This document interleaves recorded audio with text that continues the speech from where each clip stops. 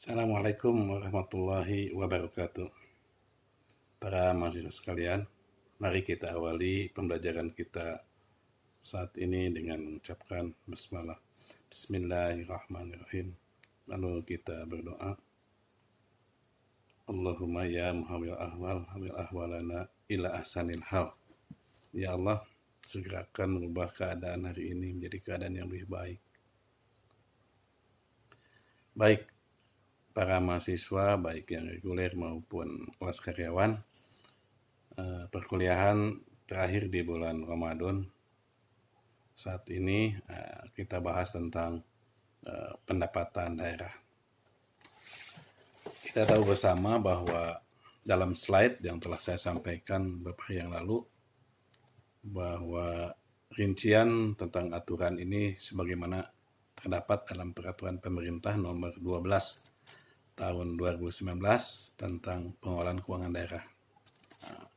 Di PP tersebut yang merupakan aturan terbaru dalam hal pengelolaan daerah, salah satu sub bahasannya adalah tentang pendapatan daerah. Pendapatan daerah ini kita pahami secara umum adalah segala sesuatu yang menjadi penerimaan daerah atau uang maupun barang yang dapat dinilai dengan uang dan menjadi kekayaan daerah, dibuktikan dengan tercatat di kas daerah, kira-kira seperti itulah.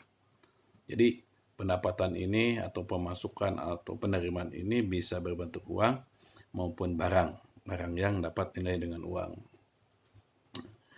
Pendapatan daerah ini dibagi 3. Yang pertama sangat familiar nih, semua orang pasti tahu masalah itu, yaitu pendapatan asli daerah atau lebih dikenal dengan PAD.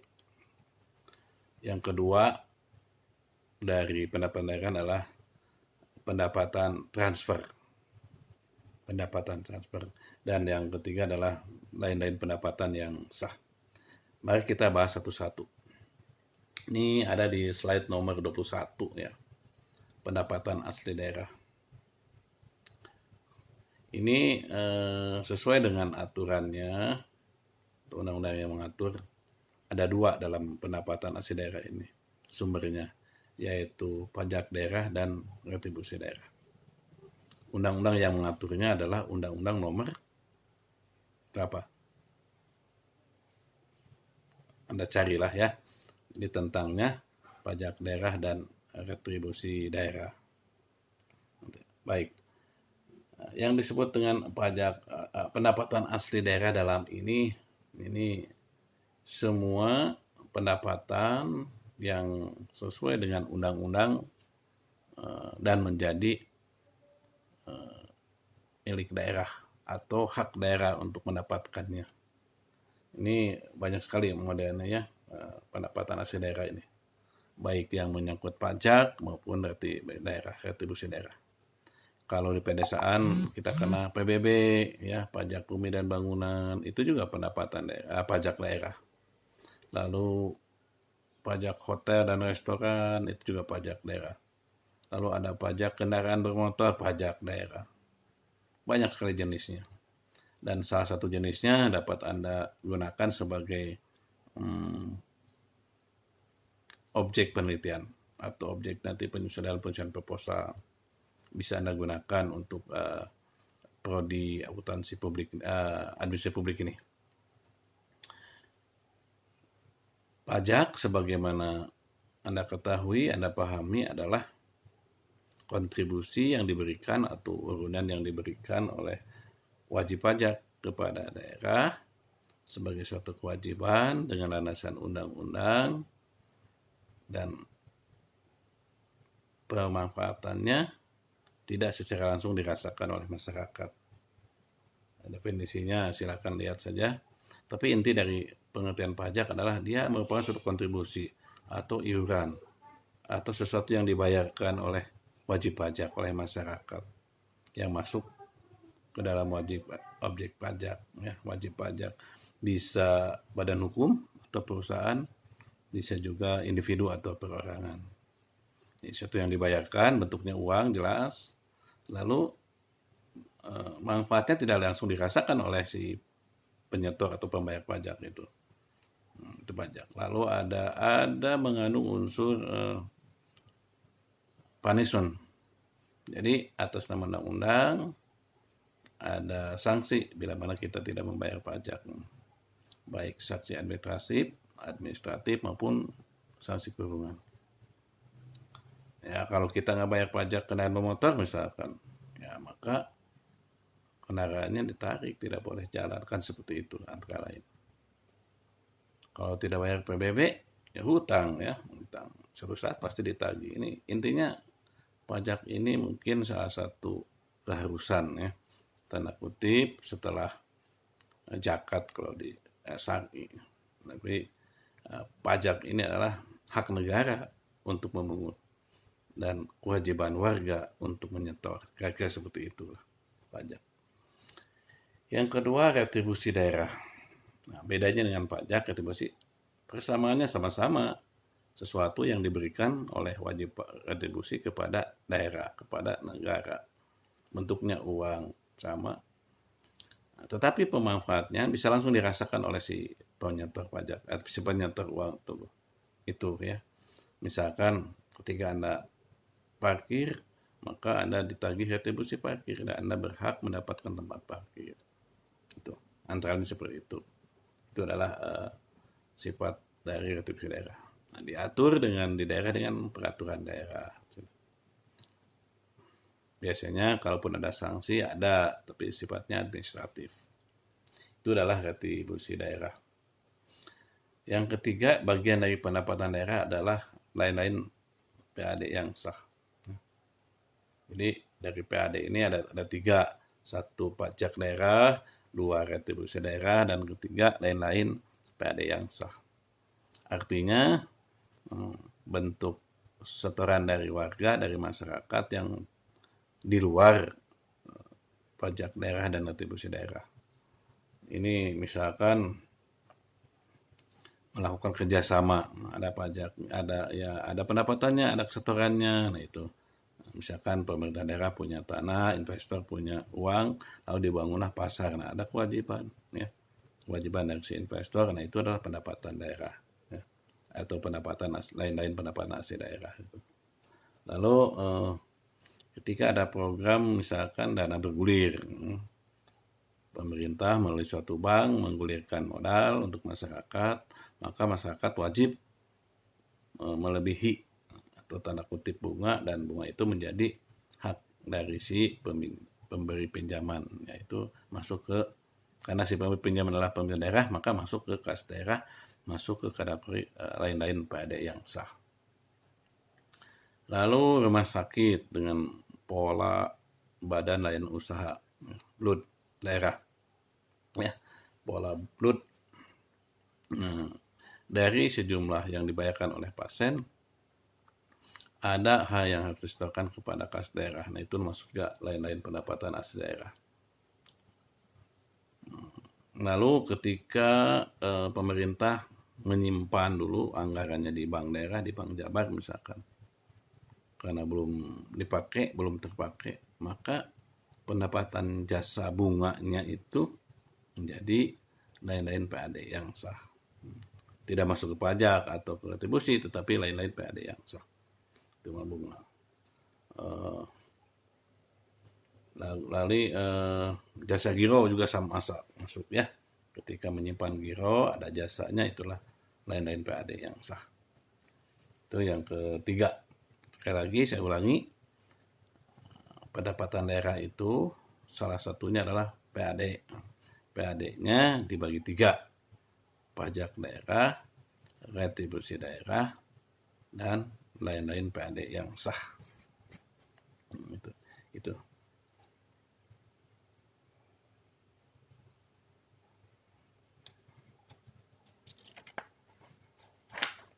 Nah itu adalah tiga hal tentang PAD. Yang kedua yang ingin saya sampaikan, ini kita lewat-lewat saja dulu lah, ya, yang lainnya.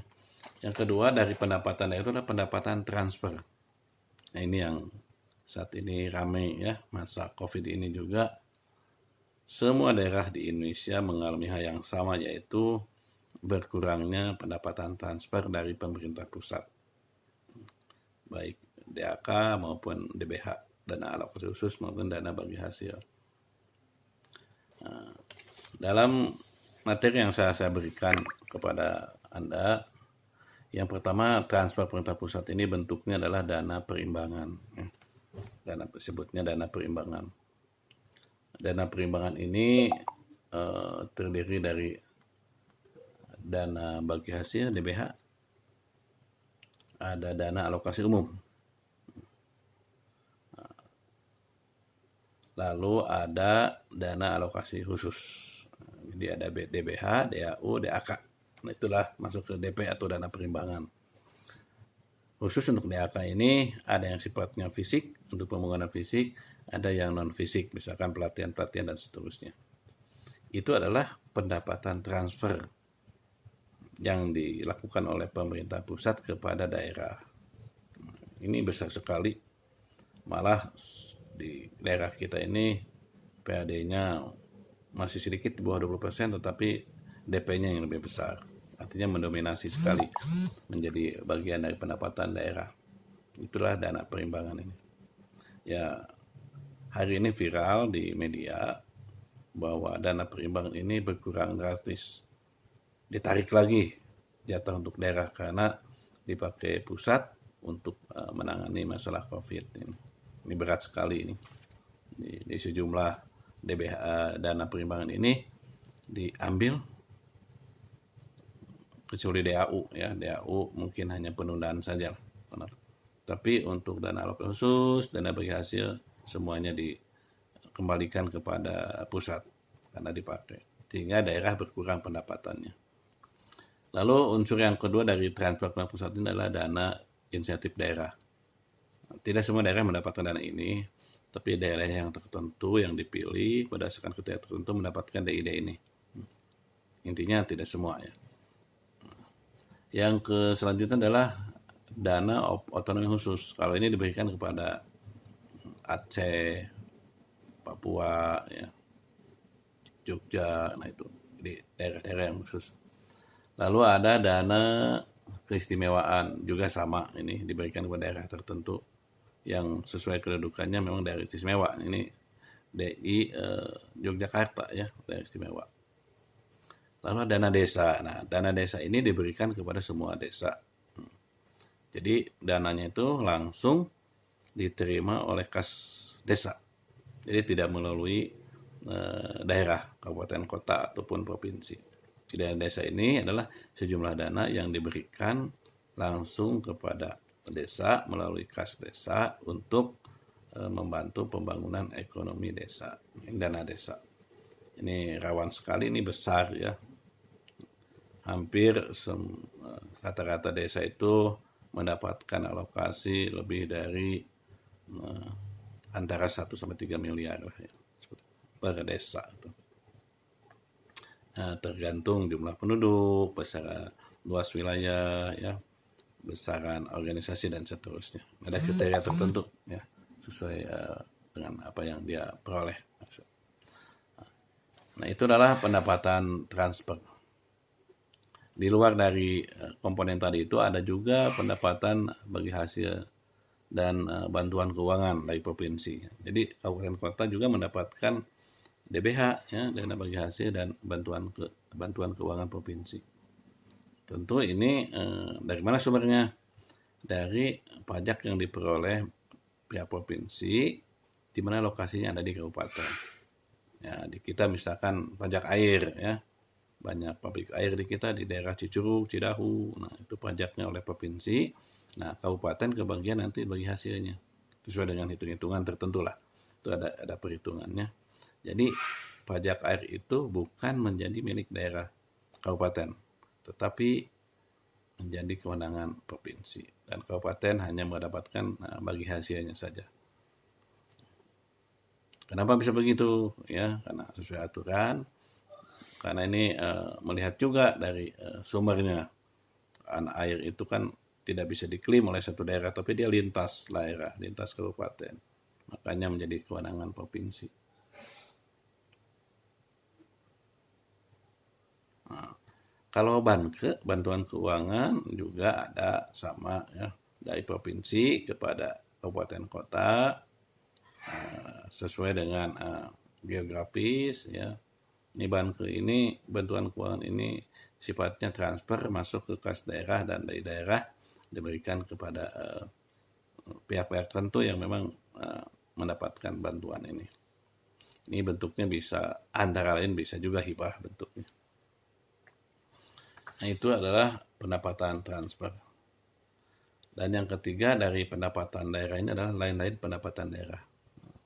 Sebagaimana lain-lain PAD, maka lain-lain pendapatan daerah juga ini sesuai dengan namanya, ada seluruh pendapatan yang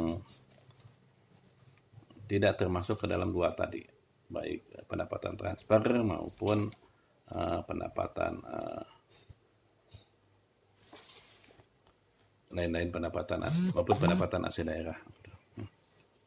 Ini lain-lain pendapatan daerah ini sesuai dengan kewenangannya diberikan kepada atau menjadi milik daerah di luar transfer dan PAD. Nah, itulah sekitar tentang pendapatan. Anda bisa simak lagi di PP 12-nya ya. Lalu yang selanjutnya ingin saya sampaikan, ingin saya stressing, saya tekankan adalah belanja daerah. Ini, apa saja yang melandasinya nih belanja daerah ini? Belanja daerah ini tentu sesuai dengan definisinya, yang namanya belanja itu artinya mengeluarkan. Jadi bisa disebutkan juga bahwa belanja daerah itu pengeluaran daerah. Karena faktanya seperti itu. Apa yang dikeluarkan itulah yang disebut belanja. Ini belanja daerah ini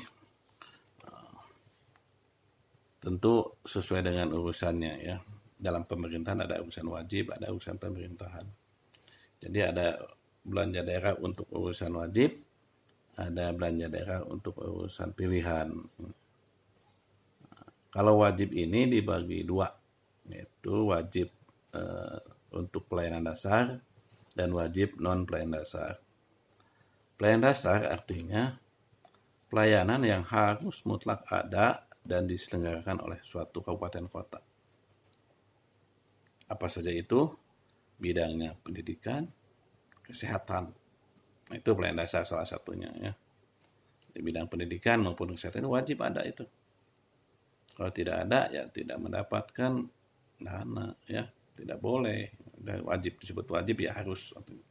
Jadi pendidikan kesehatan adalah pelayanan wajib yang sifatnya mendasar dan harus dilaksanakan oleh suatu pemerintah, kabupaten maupun kota. Ada juga yang tidak wajib, salah satunya adalah bidang ketahanan pangan. Dia pelayanan dasar tapi tidak wajib. Artinya kalau sesuai potensinya ada, dilaksanakan, kalaupun tidak ada ya tidak dilaksanakan, tidak menjadi masalah. Walaupun sifatnya wajib, sesuai dengan potensi wilayah atau potensi daerahnya. Lalu ada tadi urusan wajib, yang kedua urusan pilihan. Jadi belanja daerah untuk urusan pilihan ini itu belanja yang digunakan oleh daerah untuk membiayai beberapa usulan sesuai dengan potensi yang dimiliki oleh daerah. Contoh, untuk kita, Kabupaten Sukabumi punya laut. Ada organisasi dinas kelautan dan perikanan. Maka, sebagai urusan pilihan, urusan kelautan ini, pembinaan nelayan dan sebagainya menjadi boleh dianggarkan atau dibiayai atau mendapatkan anggaran belanja. Sifatnya boleh, karena ada potensinya. Kalau di kota misalkan ada dinas kelautan, tentu saja ini tidak boleh karena tidak ada potensinya. Karena tidak boleh, maka tidak ada konsekuensi untuk membelanja di sana, untuk pengeluaran di instansi tersebut. Ini yang disebut dengan urusan pilihan. Yang lain juga sama, intinya yang ada di daerah potensinya, maka daerah boleh mengadakan urusan itu, boleh membentuk lembaganya, dan boleh mendapatkan anggaran belanjanya. Sesuai dengan potensi. Ini kata kuncinya potensi wilayah atau potensi daerah ini. Lalu belanja daerah ini untuk apa saja? Nah, kita coba dalam konteks ini kita bagi-bagi juga ya. Ada 4 poin di sini dalam belanja daerah itu belanja operasi, belanja modal, belanja tidak terduga BTT, dan belanja transfer.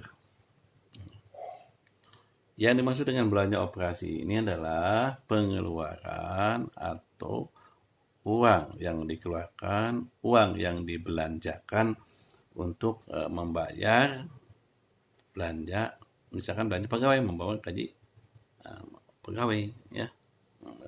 Jadi dibagi ke dalam belanja pegawai ini, belanja operasi ini, termasuk gaji, honor dan sebagainya untuk non PNS. Lalu ada belanja barang dan jasa, misalkan membeli alat tulis kantor, membeli barang yang memang kebutuhan untuk administrasi perkantoran dan sebagainya. Lalu belanja bunga itu ketika terjadi transaksi menyimpan atau meminjam. Lalu ada belanja subsidi. Nah, belanja subsidi ini boleh dilaksanakan, misalkan begini, dalam keadaan tertentu, hari tertentu, misalkan menjelang lebaran. Ya, kalau sebelum masa COVID ini setiap tahun dilaksanakan. Ya. Karena ada COVID, hari tahun ini tidak kita laksanakan. Jadi pemerintah daerah mensubsidi rupiah untuk produk sembako, misalkan telur. Misalkan harga telur di pasaran 20.000, maka bisa saja panitia bazar atau dari pemerintah daerah menjual ke masyarakat 15.000 atau 10.000. Nah, yang 10.000 diambil dari APBD yang merupakan dana subsidi, itu disubsidi. Daging bisa juga sama. Daging dijual 75.000 padahal harganya 100. Nah, yang 25 itu adalah dari subsidi atau disubsidi oleh pemerintah daerah. Itu belanja subsidi, itu dibolehkan. Lalu ada belanja hibah. Kalau hibah mah gratis ya. Hibah itu tanda kutip gratis, sejumlah uang atau barang yang diberikan kepada penerima dari masyarakat, dari pihak tertentu, dan tidak ada kewajiban untuk mengembalikan.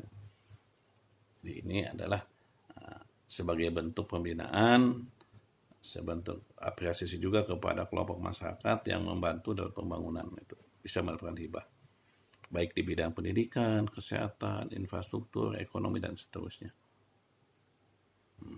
Dan terakhir dari belanja operasional adalah belanja bantuan sosial atau bansos. Nah, yang ramai sekarang ini kan ya, ada bansos dari pemerintah pusat, ada bansos dari provinsi, ada bansos dari kabupaten ya, yang sempat ramai jadi viral datanya itu. Ini masalah bansos. Ini hampir sama dengan hibah, tetapi yang beda ada fungsinya saja. Kalau hibah tadi fungsinya lebih fleksibel untuk ekonomi, ya, hibah untuk pembangunan infrastruktur dan sebagainya. Tetapi kalau bansos ini murni bantuan sosial, utamanya adalah penyelamatan ya, kelangsungan hidup seseorang atau kelompok masyarakat. Bansos ini ya, bentuknya bisa uang, bisa barang, itu bansos. Sembako misalkan bisa, atau uang cash juga bisa. Hari ini kan seperti itu ramai ya. Bansos ini besar sekali ini. Kriterianya apa? Sesuai dengan kriterianya, bansos ini tidak terbagi ke dalam beberapa hal. Salah satunya adalah kriteria miskin ya, mendapatkan bansos. Lalu ada juga kriteria bidang pendidikan untuk kelanjutan sekolah misalkan. Lalu kesehatan misalkan bansos juga bisa. Misalkan dalam rangka pemenuhan gizi anak sekolah gitu. Itu juga dari bansos juga. Lalu untuk kegiatan keagamaan ya, bansos juga ya, antara lain untuk honor guru ngaji juga dari bansos bisa ya, seperti itu. Intinya bansos ini murni anggaran yang diberikan atau sejumlah dana yang diberikan kepada masyarakat, kelompok masyarakat tertentu sesuai dengan fungsinya yang termasuk ke dalam bidang sosial ya, kemasyarakatan. Ini bansos. Jadi karena alasan tidak punya pendapatan akibat COVID corona ini, maka pemerintah melakukan kebijakan tentang bansos. Langsung diberi pemberian ini ya. Hampir sama dengan hibah sifatnya, tapi fungsinya agak berbeda ya. Di bansos ini ada kriteria tertentu, jadi sebulan berapa. Ini sifatnya bisa rutin, bisa nggak, tergantung kondisi. Nah, kalau untuk masa COVID ini kan pemerintah pusat hanya 3 bulan ya, provinsi juga 3 bulan, kabupaten 2 bulan memberikan. Ini bentuknya uang kebanyakan. Itu adalah bansos. Jadi belanja operasi ini, jadi belanja daerah ini dibagi 4. Satu, belanja operasi. Kedua, belanja modal. Nah, belanja modal ini adalah belanja yang digunakan, yang diberikan kepada sesuatu, barang tentu saja, yang menimbulkan manfaat di kemudian hari dan perlu dipelihara. Dan modal, misalkan pembangunan jalan, pembangunan gedung, pencetakan sawah, itu kan nanti manfaatnya ada. Dari jalan itu nanti berapa kelancarannya, berapa produk pertanian rakyat yang bisa disubsidikan atau menggunakan jalan itu, seperti itu. Kalau jembatan ya sama juga, berapa lalu lintasnya, bagaimana lalu lintas, atau distribusi bahan pokok. Kalau bangunan sekolah, berapa orang siswa yang tertampung dapat sekolah dengan nyaman dan seterusnya. Itu adalah belanja modal. Jadi sesuatu yang memberikan manfaat, ya. Manfaat di kemudian hari. Untuk siapa manfaatnya? Tentu untuk publik, untuk masyarakat. Dan perlu pemeliharaan, itu belanja modal. Yang ketiga lah BTT. BTT ini belanja tidak terduga. Nah, disebutnya tidak terduga, artinya di luar kemampuan, di luar perencanaan manusia. Nah, ini berkaitan dengan bencana, ya. Termasuk COVID ini bisa ini. Ini kan bencana yang tidak kita duga sebelumnya akan terjadi. Lalu bencana alam banjir, gempa, longsor, dan sebagainya. Ini adalah sejumlah anggaran, sejumlah dana yang disimpan di pos rekening belanja tadi, yang dikeluarkan pada saat dibutuhkan, pada saat terjadinya bencana. Itu BTT sifatnya. Jadi sifatnya harus on call, ya, disebutnya on call. Harus selalu tersedia di kas daerah itu. Tidak boleh tidak boleh tidak ada, tidak boleh diganggu untuk kegiatan lain, tapi khusus untuk penanganan masalah bencana. Baik bencana secara darurat maupun permanen, ya, penanganan darurat maupun penanganan permanen. Yang keempat adalah belanja bagi hasil, ya. Ini disebutnya belanja transfer. Ini belanja transfer ini dibagi dua, ada bagi hasil dan ada belanja bantuan keuangan. Ini yang punya adalah pihak pusat, pemerintah pusat maupun provinsi. Kalau kabupaten mungkin transfer ke desa, ya. Itu bantuan keuangan, alokasi dana desa itu transfer juga. Jadi sejumlah belanja melalui mekanisme transfer diberikan kepada lembaga, kalau pusat kepada daerah, provinsi juga kepada kabupaten kota, kalau kota kepada desa. Untuk keperluan tertentu, untuk menunjang pembangunan daerah atau desa tersebut. Itu dana bagi hasil. Ada dana transfer. Dibagi dua, ada dana bagi hasil. Nah, bagi hasil kaitnya dengan pajak dan retribusi. Jadi karena kabupaten kota mendapatkan pajak retribusi, maka desa kebagian hasilnya itu sebenarnya bagi hasil.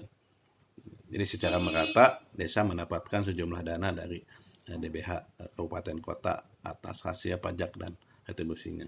Dan terakhir adalah belanja bantuan keuangan. Kalau bantuan keuangan sama juga, sejumlah anggaran yang diberikan kepada daerah atau desa untuk membiayai pembangunan di daerah atau desa tersebut. Biasanya ke fisik, ya, bantuan pembangunan daerah yang kantor misalkan dan seterusnya. Itu adalah belanja, ya. Saya kira itu poin-poin penting dari pendapatan dan belanja daerah ini. Saya berharap untuk selanjutnya lebih memahami, silakan dibaca referensi lain, termasuk PP 12, ya, tentang pengelolaan keuangan daerah ini. Itu saja yang bisa saya sampaikan. Tidak terlalu lama memang. Selamat berbuka puasa nanti pada waktunya. Dan ya, video ini mungkin bisa Anda simak kapan saja Anda dapat menyimaknya, bisa sebelum buka ngabuburit atau setelah tarawih juga bisa. Intinya hanya ingin memotivasi bahwa walaupun dalam keadaan seperti ini, belajar dari rumah, tapi paling tidak kalian tidak lupa ya atas kewajiban untuk memperoleh informasi tentang materi kuliah pengelolaan keuangan daerah ini. Itu saja yang bisa saya sampaikan. Mohon maaf atas segala kekurangannya. Assalamualaikum warahmatullahi wabarakatuh.